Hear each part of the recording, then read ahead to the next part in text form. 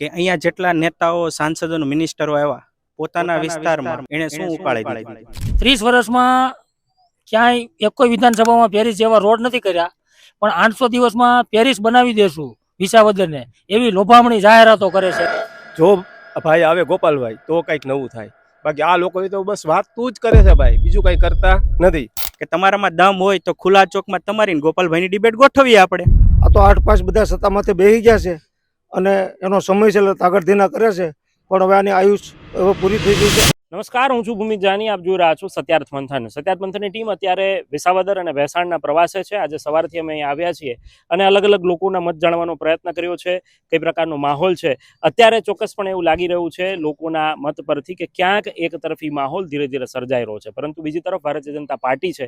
અનેક વખત એવું બન્યું છે કે જે જગ્યાએ સામદામ દંડ ભેદની નીતિથી, એ જોડતોડની રાજનીતિથી ક્યાંક એ ચૂંટણી જીતી જાય છે. પરંતુ આ ચૂંટણી કેમ વિશેષ છે, ભેસાણની જનતા શું કહી રહી છે, એ મુદ્દે વાત કરવા માટે આપ જો મારી સાથે ઘણા બધા અહીંયા લોકો છે અને સ્થાનિકો છે, સ્થાનિક સિવાયના પણ લોકો છે, એમની સાથે વાત કરવી છે કે આખો માહોલ શું કહી રહ્યો છે.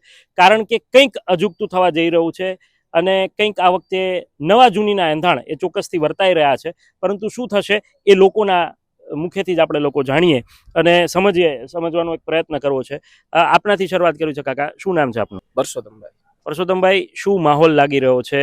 ભારતીય જનતા પાર્ટી અને આમ આદમી પાર્ટી બંને મેદાનમાં છે, કોંગ્રેસ તો ક્યાંય બહુ ધ્યાનમાં નથી આવતું. આપને શું સ્પષ્ટપણે માહોલ લાગે છે? આ ભાજપ 30 વર્ષથી રાજ કરે, બરાબર. લોકશાહીને અનુરૂપ રાજ કરે તો કોઈ તકલીફ નથી, બરાબર. લોકશાહીનો મિનિંગ એ છે democracy is the people for the people by the people. એવું ક્યાંય આમાં જોવા મળતું નથી. અત્યારે તમે જો ભ્રષ્ટાચાર, નાના માણસ હેરાન, ખેડૂતો દુઃખી, કોઈનું કોઈ અવાજ સાંભળતું નથી. એટલે હવે તો ખરેખર ચેન્જની જરૂર છે. જો ભાઈ આવે ગોપાલભાઈ તો કંઈક નવું થાય, બાકી આ લોકો તો બસ વાતું જ કરે છે ભાઈ, બીજું કંઈ કરતા નથી. કહેવાનું કાંઈ, કરવાનું કાંઈ.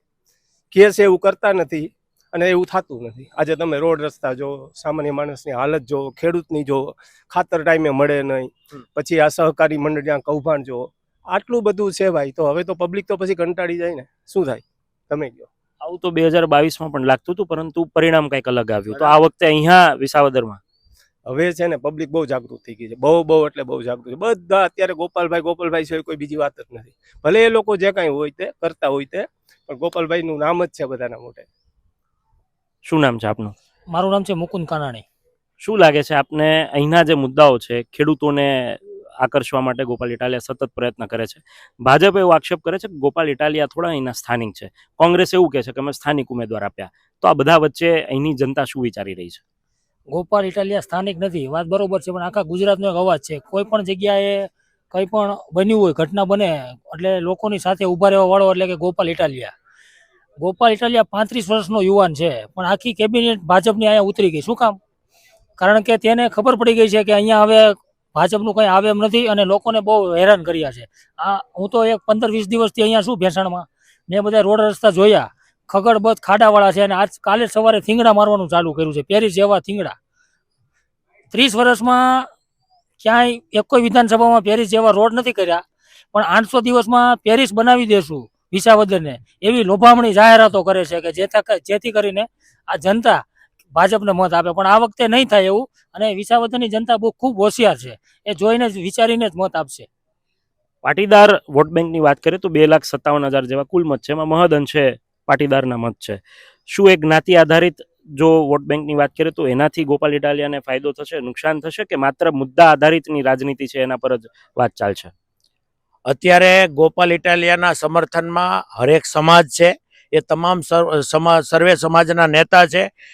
કાલે જ તમે જોઈ, કદાચ તમને તમારા ખ્યાલ હોય તો મોટા કોટડા એક અનુસૂચિત જાતિનું આમ આદમી પાર્ટીનું એક સમર્થનમાં લગભગ 1200 થી 1500 લોકોનું એક જાહેર કાર્યક્રમ હતો.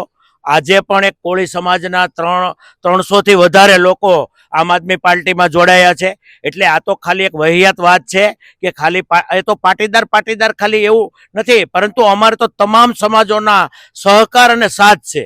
અને લોકોના એક જ લોકો કોઈ પણ હોય, એક મુખ્ય અવાજ છે કે અમારે કોઈ પણ કાળે આ વિધાનસભામાં ગોપાલ ઇટાલિયા જ જોઈએ છે. ભૂપત ભાયાણીને પણ આમ આદમી પાર્ટીમાંથી ચૂંટીને મોકલ્યા હતા, પક્ષ પલટો થયો. હર્ષદ રીબડિયાને કોંગ્રેસમાંથી ચૂંટીને મોકલ્યા, પક્ષ પલટો થયો.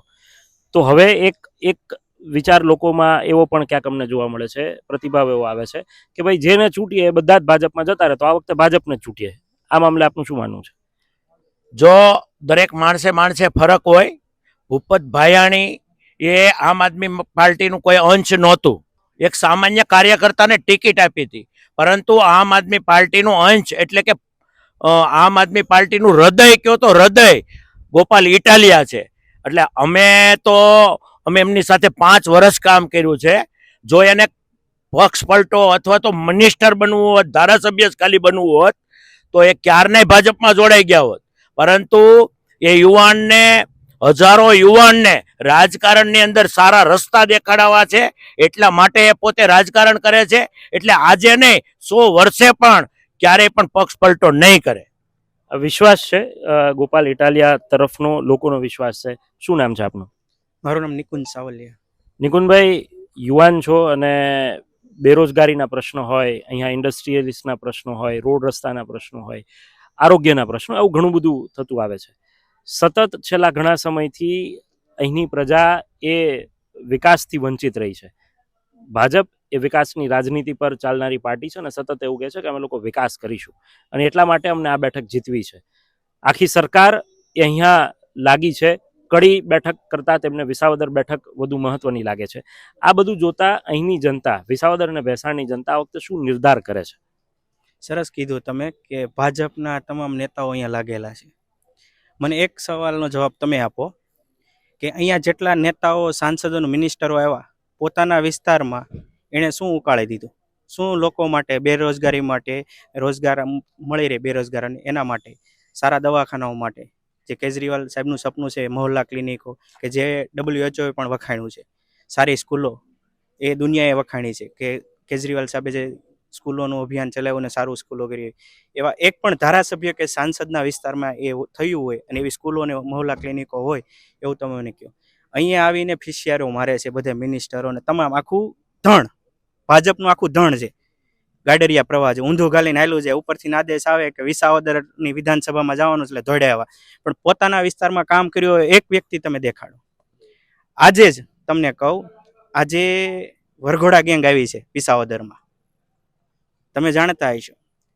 ઠેઠ ગૃહમંત્રીથી લઈને એની સાથે વરઘોડામાં જેટલા સામીલ હતા ને, આ એ લોકો છે કે કુંવારી દીકરીનું જાહેરમાં સરઘસ કાઢ્યું રિકન્સ્ટ્રક્શનના નામે. આ લોકોનામાં બેન દીકરીઓને, માતાને સલામતી માટે કાંઈ નથી.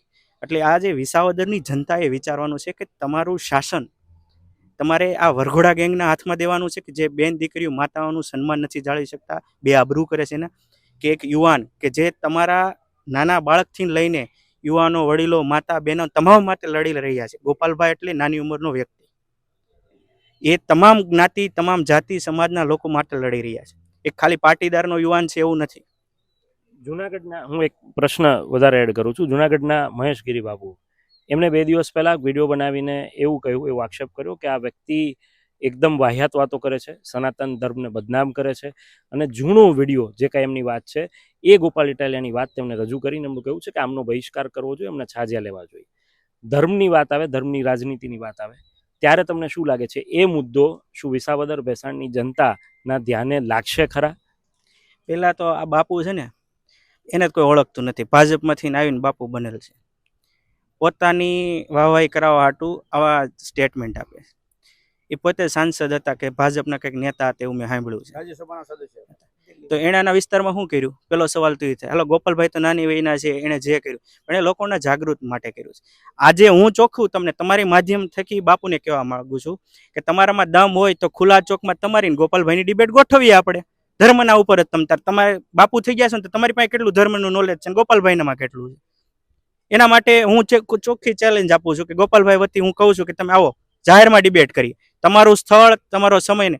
અને આવા બાપુના લીધે તમામ સનાતન ધર્મના સાધુ, સંતો અને મહંતો બદનામ થઈ રહ્યા છે. એટલે તમામ સાધુ, સંતો, મહંતો જે સારા લોકો છે એને મારી નમ્ર વિનંતી છે કે આવા ભાજપના દલાલો જે છે એનો બહિષ્કાર કરો અને એને ઘર ભેગા પાછા કરો. હું તો બાપુને ચોખ્ખું કહું છું, પાછું ખેસ પહેરી લો કમળનો અને જે કરતા હતા ને એ કરો. તમે બેન દીકરીઓ પર અત્યાચાર થાય છે ત્યારે તમારા મોઢામાંથી એક શબ્દ નથી બોલાતો. હોસ્પિટલોમાં સારી સુવિધાઓ નથી, સારા શું કહેવાય સ્કૂલો નથી, તે તમારાથી એક શબ્દ નથી બોલાતો. ચૂંટણી આવે એટલે વરસાદિયા મંડકિયા ડેટકાની જેમ બહાર નીકળીને ડ્રાઉ કરવાનું ચાલુ કરી દો છો. આ કઈ પ્રકારની રાજનીતિ છે? આજે ભાજપનો એક નેતા છે જનતાની સુખાકારી માટે વાત કરતો હોય તો મને દેખાડો. ચોક્કસથી એટલે એક વેદના સામે આવી રહી છે. અન્ય લોકો સાથે પણ વાત કરીએ. આપને પૂછવા માંગુ છું, 2022ની ચૂંટણીની વાત કરીએ તો 2022ની અંદર ઐતિહાસિક કહેવાય સીટો ભારતીય જનતા પાર્ટીને આપી અને આટલા મુદ્દા હોવા છતાં પણ એક લાગતું હતું કે વિરોધનો વંટોળ છે ને આ વખતે આમ આદમી પાર્ટીની ઘણી સીટો આવશે, પરંતુ એ ન થયું. શું આ વખતે આ પેટા ચૂંટણીની અંદર કોઈ બદલાવ આવે એવું આપને દેખાય છે ખરા? 2022ની જે વિધાનસભા હતી એમાં આમ આદમી પાર્ટી છે એની જે ફૂલ ફેસ તૈયારી નહોતી, ઉમેદવારો એવા હતા નહીં. છતાંય સૌરાષ્ટ્રની જે બેઠકો છે એમાં 35 બેઠક ઉપર આમ આદમી પાર્ટી સેકન્ડ ઉપર રહી છે. આમ આદમી પાર્ટીએ પ્રદર્શન કર્યું છે, નથી કર્યું નો ડાઉટ. ત્યારે સમય નહોતો, કારણ કે દાખલા તરીકે હું વિધાનસભા લીડો ધારી તો હું 4200 મતે હાર્યો. તો હારવાનું કારણ કે હું 25 દિવસ બાકી હતા હું જોડાણો હતો. લોકોનો કોન્ટેક્ટના સંપર્ક મતદારોનો ન થાય એટલા માટે બને. અને આ વખતે તો સમય છે. ગુજરાતની અંદર આ વિસાવદરની બેઠક છે ને એ ગુજરાતની રાજનીતિ નક્કી કરે છે. 19 તારીખે મતદાન છે, 23 તારીખે રિઝલ્ટ છે ને, ગુજરાતની રાજનીતિ વિસાવદરથી નક્કી થાય. અને વાતો કર્યા છે આ બધાય તો ખેડૂતોને પૂછો કે 7/12નો દાખલો કઢવો હોય, એન્ટ્રી પડી હોય તો કેટલા રૂપિયા લે છે, ખેડૂત ખાતેદારના દાખલામાં કેટલા રૂપિયા લે છે, મફત પ્લોટ લોકોને જોઈ છે આપે છે. સરકારની તાકાત છે, આવાસ યોજના કરે ને ઊભી, શા માટે કરતા નથી? ગરીબોને સીધી સાવી આપીને પછી ફોટા પડાવો ને અમે એનું સન્માન કરશું. અને આજે અટાણા પ્રસારમાં આવ્યા છે એના વિસ્તારમાં શું વ્યવસ્થા છે એ તો પૂછો ને. સારી સ્કૂલો નથી. આજના પેપરમાં જ છે, તમે વાંચ્યું ને, કેટલા બાળકો ઘટી ગયા સરકારી સ્કૂલોમાંથી. શા માટે ઘટે છે? શું કામ ઘટે છે સરકારી સ્કૂલો? શા માટે ભણતા નથી? એ તો પ્રશ્ન એને પૂછો. આ તો 8 પાસ બધા સત્તામાંથી બેસી ગયા છે અને એનો સમય છે એટલે તાગડધીના કરે છે. પણ હવે આની આયુષ હવે પૂરી થઈ ગઈ છે, આ સમાપ્તના હારે છે. એટલે આના ખોટા ફોગા ફોડવા બધા આવી ગયા છે. અહીંયા હજી કોઈ બાકી હોય તો એને કે આવી જાઓ, 19 તારીખ લગીમાં તમારો સમય છે. બાકી 19 તારીખે વિસાવદરની જનતા અને વિસાવદરના મતદારોમાં મને એનો ગર્વ છે કે વિસાવદરના મતદારો કે જનતા કોઈ વેસાણિયા નથી કે વેસાઈ જાય. મતદાન તો ગોપાલ ઇટાલિયાને થવાનું છે ને ગોપાલ ઇટાલિયા જીતશે. એટલું કે વીરમુસુ વંદે માતરમ, ભારત માતા કી જય, જય જય ગરવી ગુજરાત. આ ગોપાલ ઇટાલિયા તરફી આખો માહોલનો ચિતાર છે. અમુક લોકો એ સીધું સમર્થન કરી રહ્યા છે કે ગોપાલ ઇટાલિયા અહીંથી પ્રચંડ બહુમતી સાથે જીતશે. કદાચ કેશુભાઈ જે લીડથી જીતતા હતા એ લીડથી જીતશે. જોકે જ્યારે મતપેટીઓ ખોલશે 23 તારીખે ત્યારે આપણને સૌને ખબર પડી જશે કે પરિણામ શું આવ્યું. સત્યાત મંથનની યુટ્યુબ ચેનલ સબસ્ક્રાઇબ કરવાનું અને બેલ આઇકોન પ્રેસ કરવાનું, સાથે જ સત્યાત મંથનનું ફેસબુક પેજ લાઇક અને ફોલો કરવાનું અને ઇન્સ્ટાગ્રામ પેજ સાથે જોડાવાનું પણ આપ ચૂકશો નહીં. અત્યારે બસ આટલું જ. મને આપશો રજા. આપ જોડાયેલા રહો સત્યાત મંથન સાથે. નમસ્કાર.